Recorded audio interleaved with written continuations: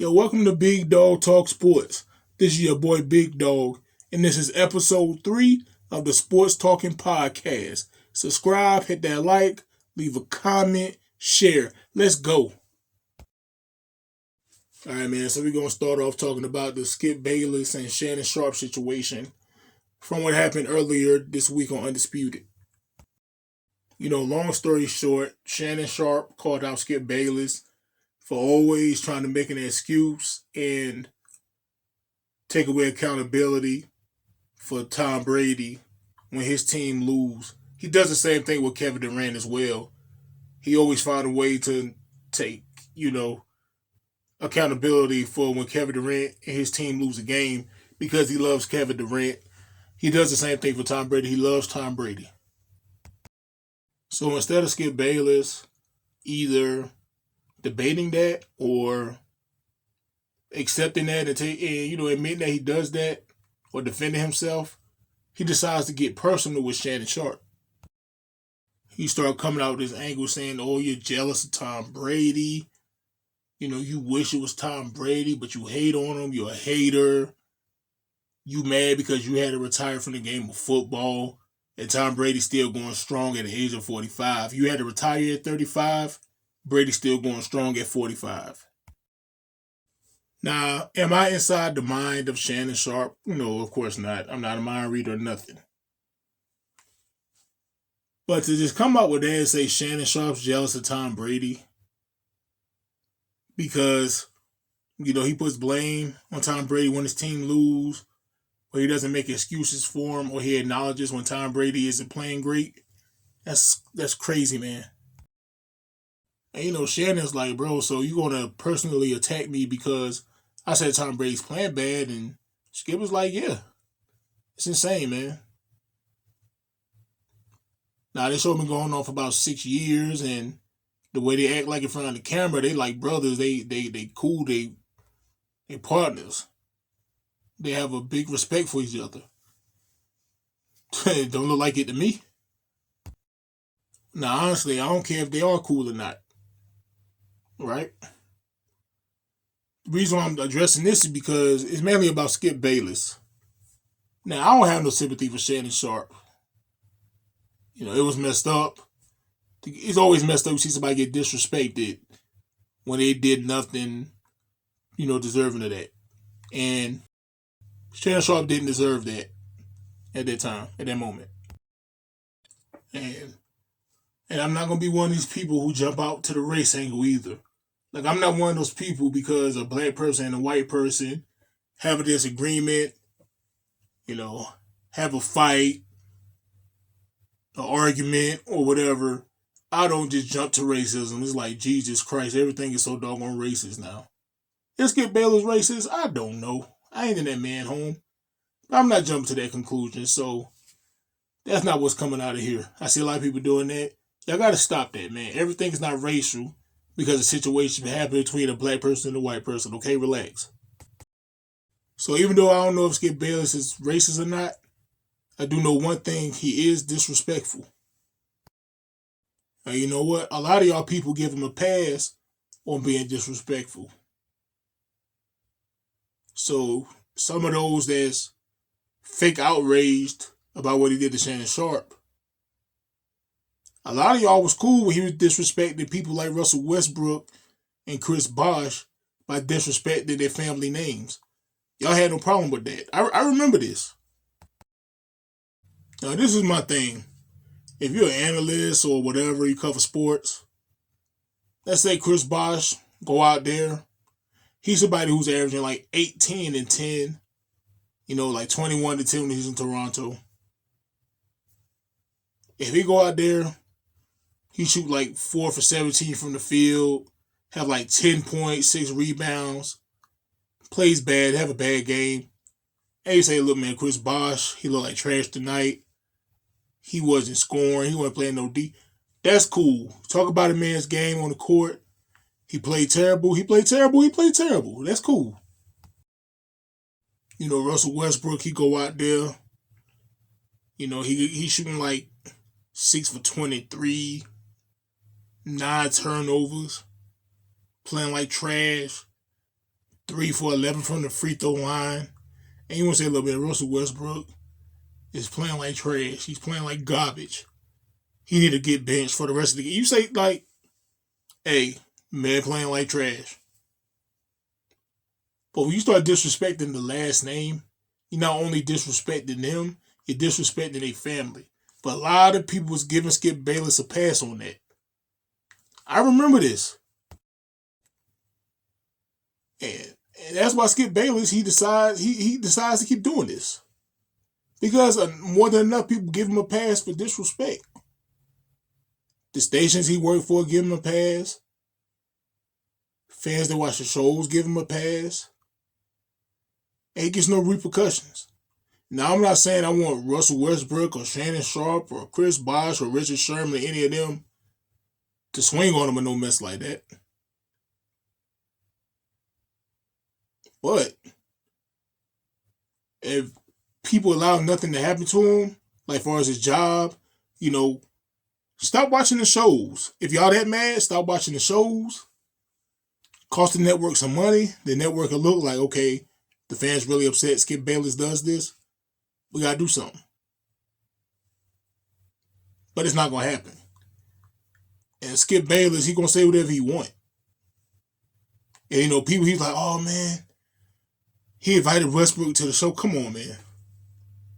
So Westbrook will help his ratings because he's been disrespecting his family name all this time. And then he just called Westbrook to his face on TV in the safety of cameras and security.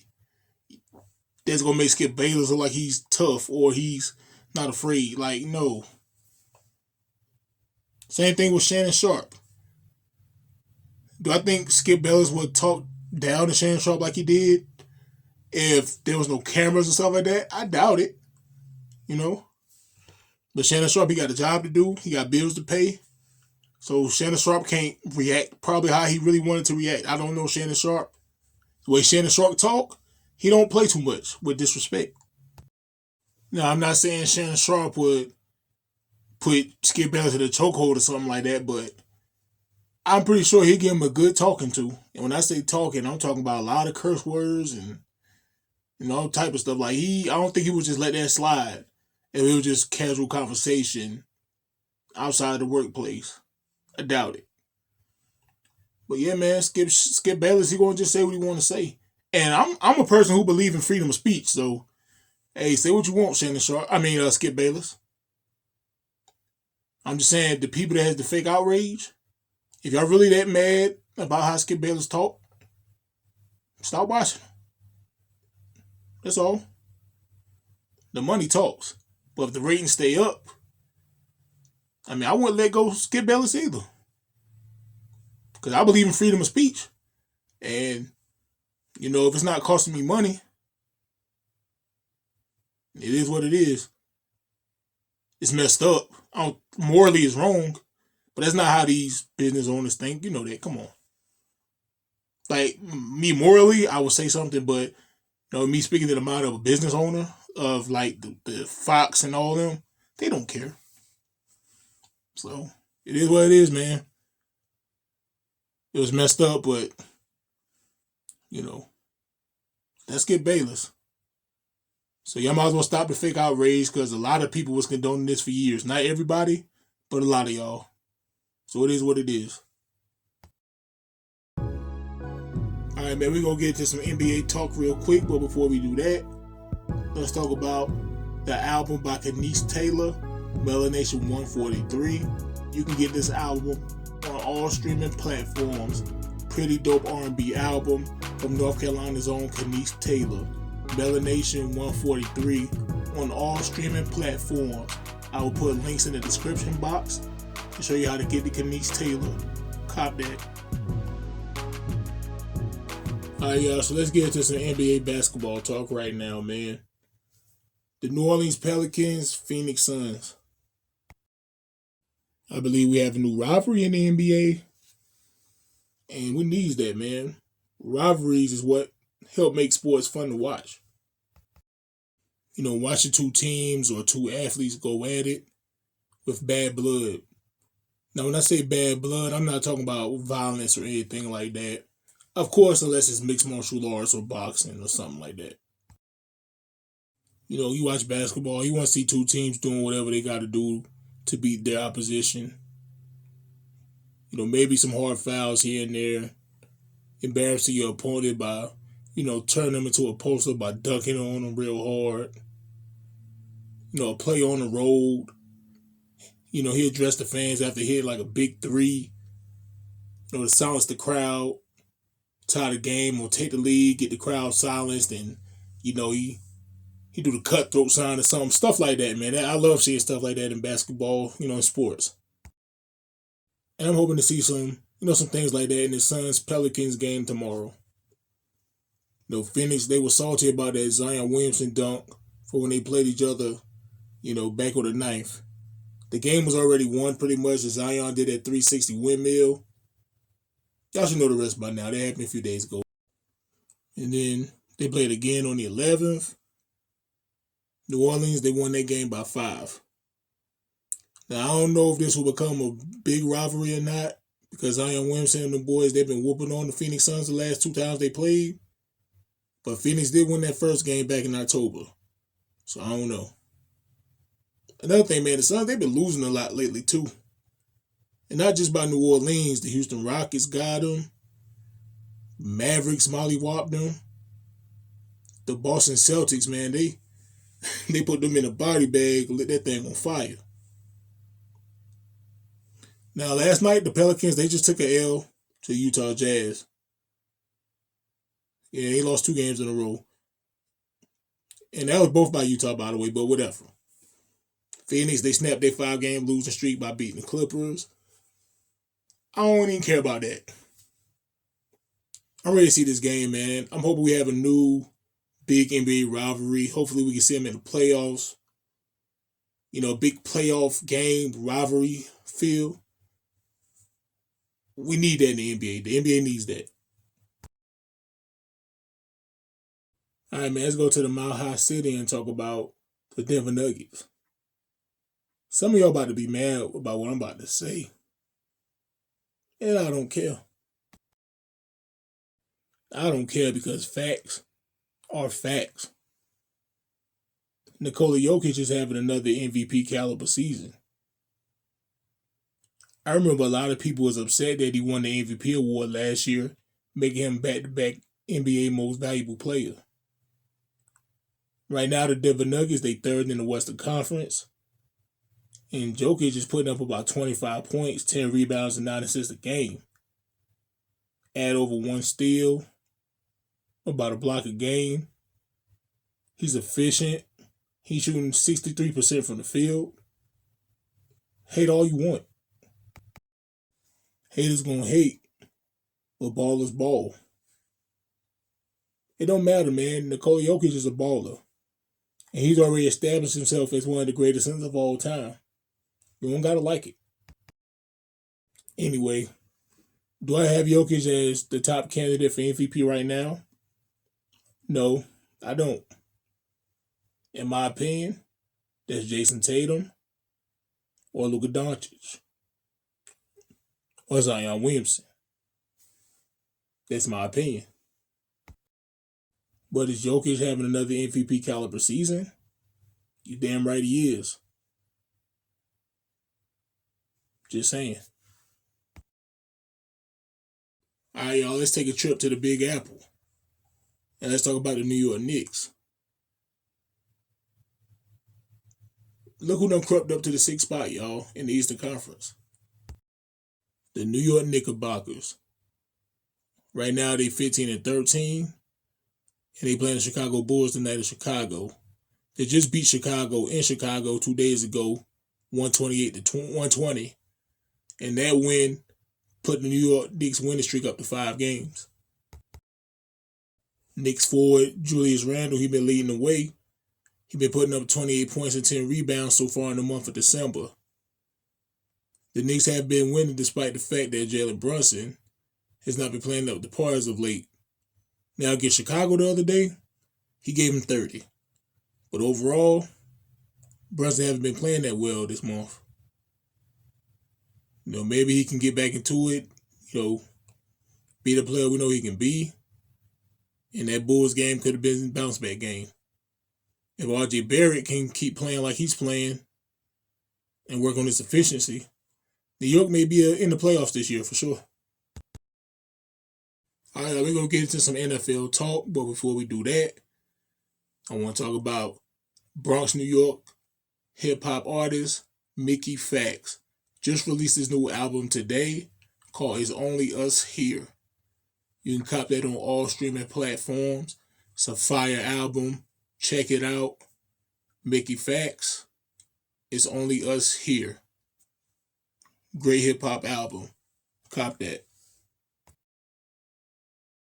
All right, man, before we get into this talk, let's go through the Big Dog Elite 11 power rankings coming into Week 15. Number 1 is still the Philadelphia Eagles at 12-1. Number 2 is the Dallas Cowboys at 10-3. Number 3 is the Buffalo Bills, who's also 10-3. Number 4 is Joe Burrow and the Bengals. Number 5 is Patrick Mahomes and the Chiefs.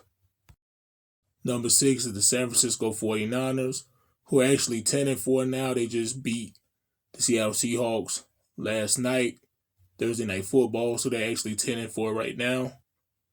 Number 7 is the Minnesota Vikings at 10-3. You got Lamar Jackson and the Baltimore Ravens at 8. The Dolphins, who lost 2 in a row, at 9. The Commanders, who's 7-5-1 at 10. And then we have the LA Chargers, Herbert and them. They 7-6. They're at number 11. All right, let's get into some of these Week 15 predictions, man. Sunday, we have the Tennessee Titans on the road to face the LA Chargers. Both teams coming into this game with a 7-6 record. The records are equal, but the records are not equal. Let me explain. The Tennessee Titans, they're 7-6, and they're on a 3-game losing streak. But they're still in a position to have a home game in the first round of the playoffs because their division, the AFC South, is terrible. I mean, put it like this. After losing 3 games in a row, Jacksonville, Indianapolis, nor Houston is even a game behind the Titans right now. Tennessee is actually in a comfortable position, even though they've been playing bad. The Los Angeles Chargers, it's a different story. They're 7-6, and as of today, they're not in the playoff picture. They are on the bubble, sitting in 8th place in the AFC. Unfortunately for them, they share the same division with the Kansas City Chiefs out there in the AFC West. The Titans and the Chargers, I guess you say polar opposites. Like, they're totally opposite. Tennessee has a solid defense, a terrible offense, solid running game, terrible at passing the ball. The Chargers, they're terrible at defense, solid on offense, terrible running game, great at passing the ball. It's kind of difficult to predict this one, but I'm not really feeling the Titans right now. Not only are they losing, but they're giving up 35 and 36 points the last 2 games. I think I'm going to go with the Chargers at home. I'll say 34-21 LA. All right, let's head to the nation's capital. AFC East. It's a big game right here, man. You got the New York Giants facing the Washington Commanders. Very important game for both the Commanders and the Giants. I mean, they're in the same division, NFC East. They're rivals. You have the Eagles and the Cowboys, who in my opinion are the 2 best teams in the National Football League in that same division with them. They're both 7-5-1. And the one, which is the draw, the tie, is from when they played each other the first time. Both teams are still trying to keep their spots in the playoffs. I mean, it's a lot on the line this game. Hey, you know it'd be crazy, low-key kind of fire? I mean, not if you're a Giants or Commanders fan, but, I'm not a fan of either, but it'd be low-key fire? If somehow the second meeting between these two end up in the draw, that'd be crazy. I don't think that ever happened before in NFL history. The first game ended in a tie 2020. That'd be crazy if that happens again. I mean, I seriously doubt it's going to happen, but I am expecting a fight. Both teams, in my opinion, they both already overachieved this season. And I'm ready for this one. Saquon Barkley and the Giants' rushing attack is one of the best in the NFL, averaging about 148 yards per game on the ground. The Commanders, they ninth in the NFL in defending against the run. And they 10th overall in points allowed. Neither team's passing game is impressive. I expect this game to be a close one. I'm going to go with the home team on this one. I got the Washington Commanders winning at home. I say 21-17. Now, even though they tied up the first time, Washington overall has been playing better football lately compared to the Giants. They was on a 3-game winning streak before the Giants game. I got Washington win this game 21-17, a close game. All right, man, let's go back to Saturday. Got 3 games Saturday. We got the Indianapolis Colts on the road facing the Minnesota Vikings. After the Vikings win this game at home, 24-14. And remember, the scores don't really mean that much to me. I just like to try to guess. I just try to make sure I get the prediction right. But I got Minnesota beating the Colts at home, 24-14. All right, the second game for Saturday. Listen to me here. I do not give advice. I cannot predict who's going to win the game. So gamble at your own risk. I'm just saying what I, Big Dog, would do if I was gambling. I would probably take a low risk, high reward bet. And that bet would be this game right here. The Baltimore Ravens on the road facing the Cleveland Browns. Now the Baltimore Ravens, I'm sure, is favored to win this game. I think even with Lamar Jackson possibly being out, I think he's out. I'm not 100% sure. I know he was questionable last time I saw it. But even if Lamar played, I still would believe the Browns will win this game. That would be my low risk, high reward bet. Ravens, especially if Lamar is playing, clear favorites. But I will put money on the Browns if it was me gambling. Gamble at your own risk. This is the bet I would make. Alright, moving on to Sunday. We have the Philadelphia Eagles on the road facing the Chicago Bears. I got Philadelphia winning this game pretty easily. I'll say probably 34-17. Then we got the Atlanta Hawks on the road. The Hawks, Lord. We have the Atlanta Falcons on the road facing the New Orleans Saints. I like the Falcons to win this game. I say by 6 points. I predict 23-17 Falcons. Alright, we have the Detroit Lions. They're on the road facing the New York Jets. I actually like the Lions to win this game. The Lions been playing some good football the past few weeks. I got Detroit win this game 28-20 on the road. Next we have the Dallas Cowboys going down to Jacksonville, Florida to face the Jaguars. I know Dallas kind of quote-unquote played down to their competition when they played Houston last week. I think they're going to come with it this week. I got Dallas winning easily. I say 31-14.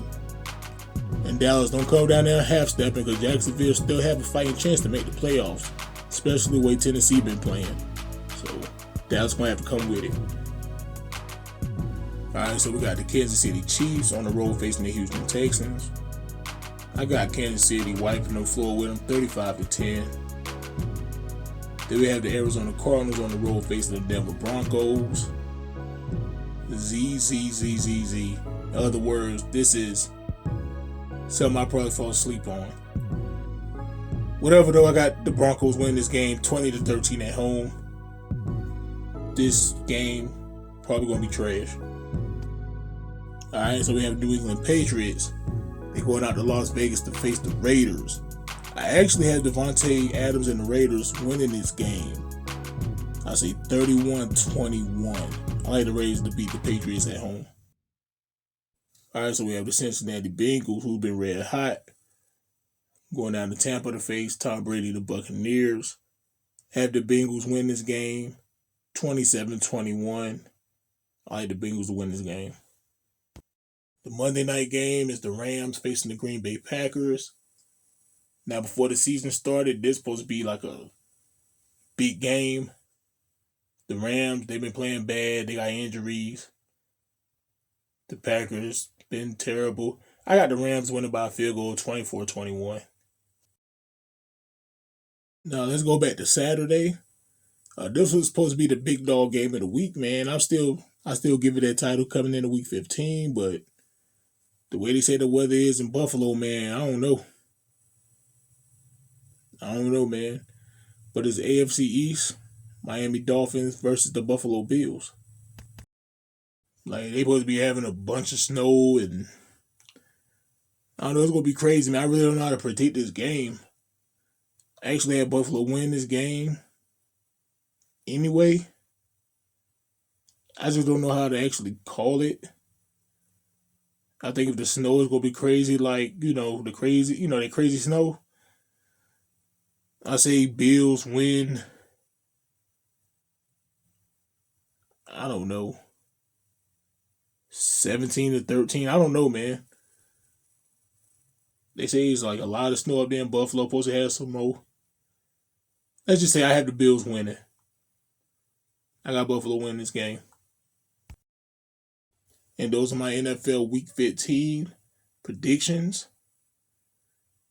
And we're going to talk about some Ultimate Fight, man. All right, so, man, December 17th, which is tomorrow, is Fight Night. Ultimate Fighting Championship. We have Jason Cannonier versus Sean Strickland. Should be a good fight. Jason Cannonier, he's coming in at 15-6, 10 knockouts. His last fight, he lost to Israel Adesanya by decision for the UFC Middleweight Championship at UFC 276 back in July. His opponent, Sean Strickland, who has 25 wins, 4 losses, 10 knockouts. His last fight, he was knocked out by Alex Pereira at UFC 276 back in July. So they both coming off losses from the same event. This fight between Cannonier and Strickland was supposed to happen back in October, but Sean Strickland had finger injury. So now it's on this Saturday. Both Strickland and Cannonier, they're both strikers. Sean Strickland, I would say, have the advantage when it comes to takedowns and submissions, even though he hasn't been winning by takedowns and submissions for a very long time. I'm expecting this fight to, for the most part, where they be on their feet, throwing blows, kicks, punches. Cannonier, he's going to have to avoid takedowns. Even though Strickland hasn't been winning by submissions like that in a long time, Cannonier will need to avoid it. I think Strickland is just better at that. He's going to want to fight this on his feet. Cannonier, man, I think he can win this fight. The best chance for him to win this fight is knocking Sean Strickland out. TKO. Strickland, he can knock Cannonier out, but I think he most likely will win this fight if it goes to a decision. Because I believe overall Sean Strickland is a better fighter than Jason Cannonier. I actually have Strickland winning this fight by decision. I see him going all the way. But I think Cannonier, his best chance to win this fight if he knocks Strickland out. If it goes to distance, I think Strickland will win this fight. So I have Strickland win this fight by decision from the judges. That's my prediction. All right, y'all. So that wraps up episode 3 of the Sports Talking Podcast. subscribe, hit that like button, put your thoughts in the comments, share this thing. Your boy Big Dog is out.